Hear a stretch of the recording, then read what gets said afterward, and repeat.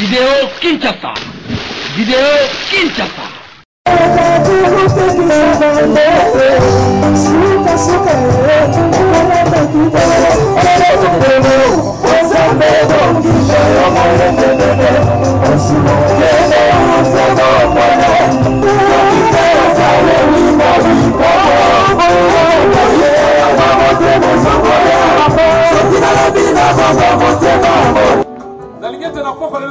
Sentir moi na tiamo mo yeso lo bate qui m'a touché na boliga ye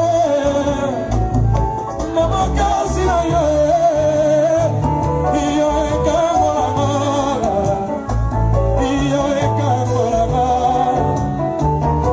iyo kamala kitanyele nani buru ya bakosi baba kitalelo yo iyo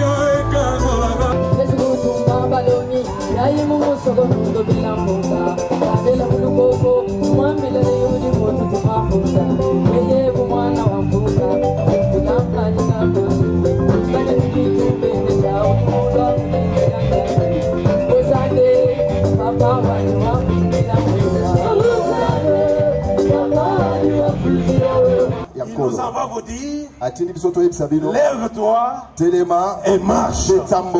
Pour ce soir, sa pensée s'est traduite dans le livre Jean chapitre 5, versets 1 à 15.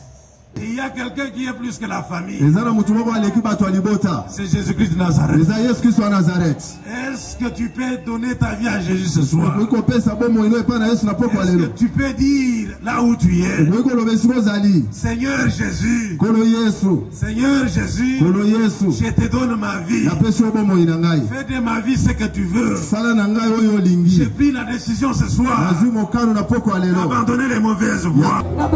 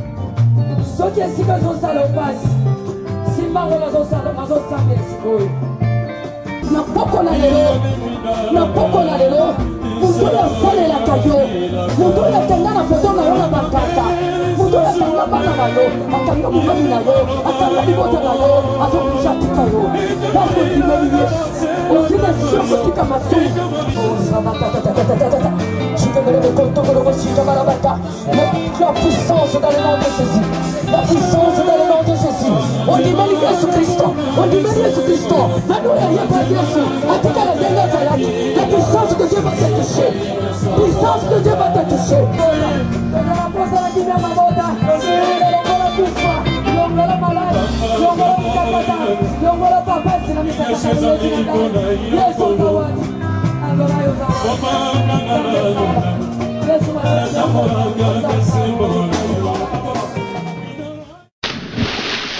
Vidéo Kinshasa.